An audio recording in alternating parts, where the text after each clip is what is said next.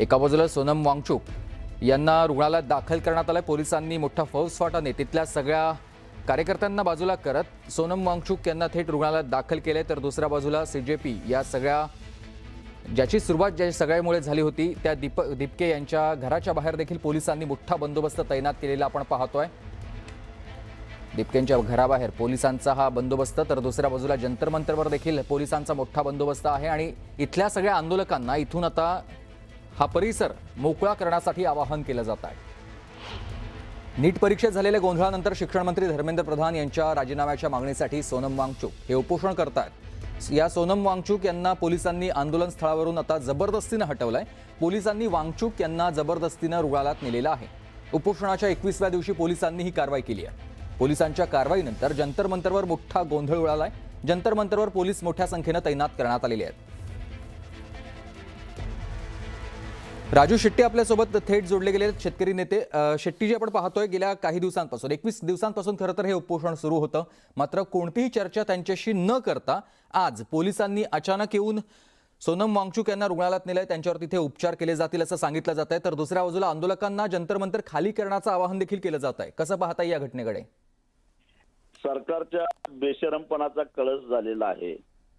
संविधानाप्रमाणे या देशातल्या प्रत्येक नागरिकाला सरकारने घेतलेली एखादी भूमिका, एखादा निर्णय जर का पसंत नसेल तर लोकशाही मार्गाने आपल्याला व्यक्त करण्याचा किंवा आपलं मत मांडण्याचा निश्चितच अधिकार आहे। आणि त्या अधिकाराला अनुसरून गेल्या महिन्याहून अधिक काळापासून या देशातले विद्यार्थी कॉंग्रेस जनता पार्टीच्या माध्यमातून आंदोलन करत होते। कारण 24 लाख विद्यार्थ्यांच्या भावनेशी खेळ करून परीक्षा रद्द करून 21 विद्यार्थ्यांना आत्महत्या करायला लावणारा हा जो काय प्रकार होता, त्याच्यामध्ये कुठेतरी सरकार आपली जबाबदारी झटकू शकत नाही आणि त्या एकूणच खात्याचे प्रमुख म्हणून धर्मेंद्र प्रधान हे सुद्धा जबाबदारी झटकू शकत नाहीत।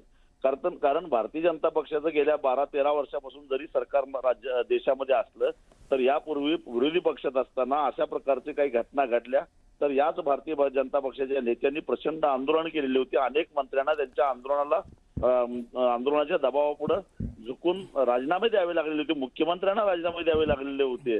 आणि मग विरोधी पक्षात असताना त्यांनी जे केलेलं होतं त्याची आठवण ठेवून खरं तर आज जनतेचा क्षोभ आहे। संपूर्ण देशातून अनेक सेलिब्रिटी सुद्धा सोनम वांगचुक यांच्या उपोषणाला पाठिंबा देत असताना, आय सपोर्ट सोनम वांगचुक अशा प्रकारचं कॅम्पेनिंग होत असताना ज्या पद्धतीनं महिला कुस्तीगीरांच्या लैंगिक शोषणाच्या विरोधात चालवलेलं आंदोलन जे पोलिसांचा वापर करून दबाव तंत्राच्या माध्यमातून त्या खेळाडूंना तिथून हटवलं गेलं, त्यांच्यावर अत्याचार केला गेला आणि त्यांचं आंदोलन मोडून काढलं, तशीच कार्यपद्धती या आंदोलनाच्या बाबतीत राबवण्याचा प्रयत्न करतोय। खरं तर सुप्रीम कोर्टाच्या आदेशावरनं आपण ही कारवाई करतोय असं जरी बनाव सरकारने केलेला असला तर सुप्रीम कोर्टामध्ये सुद्धा यांचाच कोणतरी एक पित्ता गेलेला असला पाहिजे।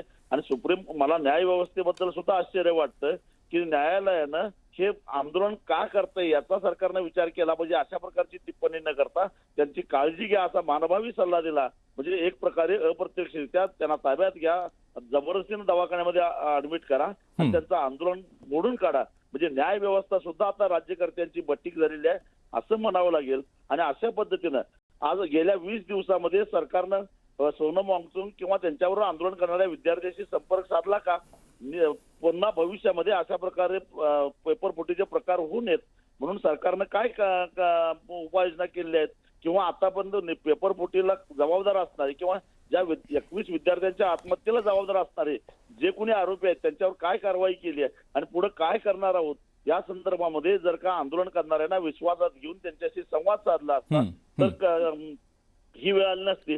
परंतु नाही, आम्ही करतोय ते बरोबरच आहे, आम्हाला कोणी विचारायचं नाही अशी भूमिका जे काय सरकार घेतं आणि आम्ही सर्व सत्ताधीश आहोत, आम्हाला कोणी प्रश्न विचारायचे नाहीत अशी जी भूमिका घेतोय आणि आंदोलन करणाऱ्यांचं आंदोलन आम्ही मोडून काढतो अशी जर भूमिका असेल तर या देशामध्ये निश्चितच उद्रेक झाल्याशिवाय राहणार नाही। सरकारनं एवढंच ध्यानात ठेवावं की नेपाळ असेल, श्रीलंका असेल, बांगलादेश असेल, या देशामध्ये विद्यार्थ्यांचा उद्रेक कसा झाला, तरुणांचा उद्रेक कसा झाला याचा बोध घ्या, नाहीतर ही वेळ भारतामध्ये यायला वेळ लागणार नाही. नक्कीच. एवढाच मला इशारा सरकारला द्यायचा आहे. नक्कीच. धन्यवाद आपण दिलेल्या या प्रतिक्रियेसाठी. आणि यानंतर आपल्यासोबत सध्या भाजपचे महाराष्ट्र मुख्य प्रवक्ते नवनाथ बन जोडले गेलेले आहेत. नवनाथजी, आपण पाहतो एका बाजूला सोनम वांगचुक यांच्या 21व्या दिवशी, उपोषणाच्या 21व्या दिवशी आज पोलिसांनी त्यांना रुग्णालयात दाखल केलं. मात्र या सगळ्यानंतर आता विरोधकांकडून टीका केली जाते सोनम वांगचुक यांच्यावरची आज ही कारवाई आहे किंवा त्यांना आज जर रुग्णालयात दाखल केलं जात आहे तर ही सरकारची दडपशाही आहे. सरकार थेट संवाद न साधता आज जबरदस्तीनं दडपशाही करतंय असं विरोधकांचं म्हणणं आहे. ते बघितलं पाहिजे की कोर्टाच्या आदेशानंतर पोलिसांनी ही पावलं उचललेली आहेत, ही कारवाई केलेली नाही. सोनम वांगचुक यांचा जीव महत्वाचा आहे आणि गेल्या 21 दिवसापासून त्यांचं उपोषण सुरू आहे. अशा परिस्थितीमध्ये त्यांच्या प्रकृतीमध्ये कुठेही बिघाड होऊ नये, कुठलाही गैरप्रकार पुढे भविष्यामध्ये होऊ नये यासाठी कोर्टाने काही सूचना दिल्या होत्या आणि त्यानंतर पोलिसांनी त्यांना रुग्णालयामध्ये दाखल केले. कारण आपल्या देशामध्ये अशा पद्धतीनं स्वतःचा जीव सुरक्षित ठेवणं जास्त महत्वाचं असतं. त्यामुळं पोलिसांनी या संदर्भामध्ये योग्य ती दखल घेऊन त्यांना रुग्णालयामध्ये दाखल केले. कुठेही दडपशाही करण्याचा प्रश्न नाही. राहिला प्रश्न नीटचा, तर नीट पेपरफुटी प्रकरणी जे कोणी आरोपी आहेत त्या सगळ्यांना अटक केली आहे. त्यांची चौकशी सुरू आहे. सीबीआयने त्यांना ताब्यात घेतलंय. आपल्याला देखील माहिती आहे की महाराष्ट्रातून मोटेगावकर नावाचे एक प्राध्यापक होते, क्लासेस चालवायचे, त्यांना देखील अटक केली. आणखी काही लोकांना अटक केली आहे आणि या सगळ्यांची चौकशी सुरू आहे. तपासातून योग्य ती कारवाई केली. त्याच्यानंतर पुन्हा नीटची परीक्षा अतिशय सुरळीत झाली. कुठलाही गैरप्रकार पुन्हा घडलेला नाही. त्यामुळे सरकारने देखील नीटचं प्रकरण अतिशय व्यवस्थित हाताळलेलं आहे. काल आपण बघताय की आंदोलनामध्ये कोण कोण होते. अरविंद केजरीवाल तिथे गेले होते, सुप्रियाताई सुळे तिथे गेल्या होत्या. त्यामुळं अशा पद्धतीचा एक राजकीय फायदा उठवण्याचा प्रयत्न देखील काही लोकांकडनं निश्चितपणे केला जातोय. हे देखील आपण बघितलं पाहिजे. हे आंदोलन आहे का राजकीय आंदोलन आहे, हे उपोषण आहे का राजकीय उपोषण आहे, हे राजकीय हत्यार आहे, याचा देखील तपास होणं गरजेचं आहे. आणि पोलिसांनी कोर्टाच्या सूचनेनुसार आज जी कारवाई केली ती अतिशय योग्य आहे.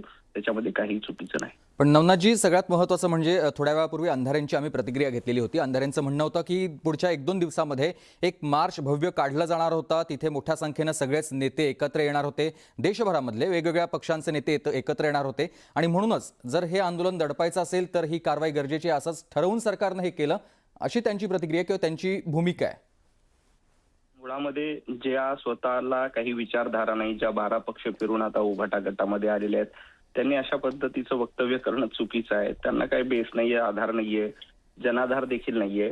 उभाटा गटाचा मार्च आज नागपुरामध्ये निघणार आहे. तो किती मोठा निघतोय ते बघूया. त्याच्यानंतर त्यांनी दिल्लीच्या आंदोलनात बरावं. उद्धवजी ठाकरे किंवा संजय राऊत इथं बसून भाषण करतायत. दिल्लीच्या आंदोलनामध्ये ते का सहभागी झाले नाही? इथं बसून गप्पा मारणं खूप सोपं आहे. सुषमाताईंना एवढंच विचारायचंय की आपण 12 पक्ष सोडून 13व्या पक्षात का आल्यात, याचा विचार जरा करावा आणि त्यांनी महाराष्ट्राला त्याबद्दल उत्तर द्यावं.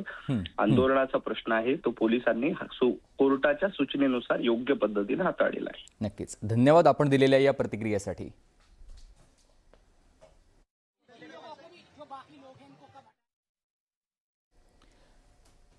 तर आपण पाहतोय सध्या सोनम वांगचुक यांचं 21 दिवसांपासून उपोषण सुरू होतं. आज 21वा दिवस होता. मात्र तत्पूर्वी सकाळीच पोलिसांनी मोठा बंदोबस्त या परिसरामध्ये लावला आणि सोनम वांगचुक यांना रुग्णालयात दाखल केलेला आहे. दरम्यान कोर्टाचे आदेश आहेत आणि म्हणून त्यांना रुग्णालयात दाखल केल्याचं पोलिसांचं म्हणणं आहे. त्याचबरोबर या सगळ्या परिसरामध्ये असलेल्या आंदोलकांना देखील परिसर खाली करण्यासाठी आवाहन केलं जात आहे. पोलिसांचा मोठा बंदोबस्त आहे. माध्यमकर्मी देखील आपल्याला पाहायला मिळत आहेत. या परिसरामध्ये गेल्या 21 दिवसांपासून उपोषण सुरू होतं.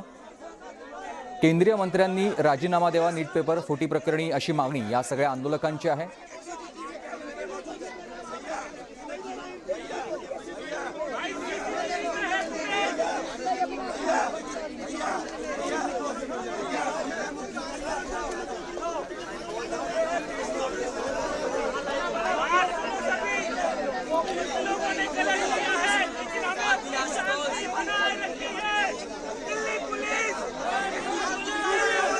सोनम वांगचुक यांच्या आंदोलनाचा केंद्रबिंदू हा लडाखच्या घटनात्मक संरक्षणाचा प्रश्न आहे. जरी आंदोलनादरम्यान केंद्र सरकारच्या धोरणांवर आणि काही केंद्रीय मंत्र्यांवर टीका करण्यात आली असली तर या उपोषणाची प्रमुख मागणी लडाखच्या 6व्या अनुसूचीचं संरक्षण देण्याची आणि स्थानिकांच्या हक्काचं रक्षण करण्याची आहे. त्याचबरोबर नीट पेपर फुटी प्रकरणी संबंधित मंत्र्यांनी राजीनामा द्यावा ही देखील एक प्रमुख मागणी आहे. आणि म्हणूनच गेल्या 21 दिवसांपासून जंतर मंतरवर दिल्लीमध्ये हे आंदोलन सुरू होतं.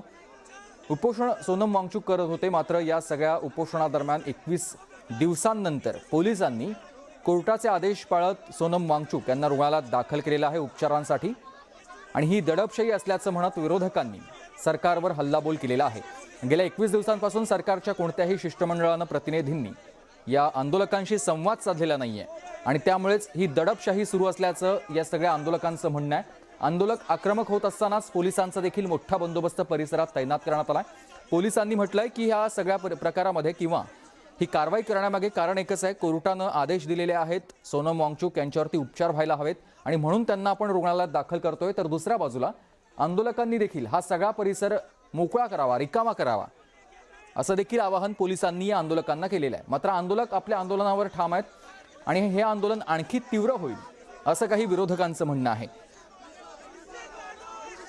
तर सत्ताधाऱ्यांकडून आलेली प्रतिक्रिया थोड्या वेळापूर्वीच आपण ऐकली आहे. त्यानुसार या सगळ्या प्रकारात कोर्टानं दिलेले आदेश सरकार पाळत आहे. त्याचबरोबर या ज्यावेळेला नीट पेपर फुटी प्रकरण समोर आलं त्यानंतर शासनानं कारवाई करत संबंधित सगळ्याच आरोपींना अटक केलेली आहे, त्यांच्यावरती कारवाई करण्यात आलेली आहे आणि सरकार या सगळ्या गोष्टींसाठी प्रयत्नशील आहे की सगळा कायदा सुव्यवस्था नीट राहील.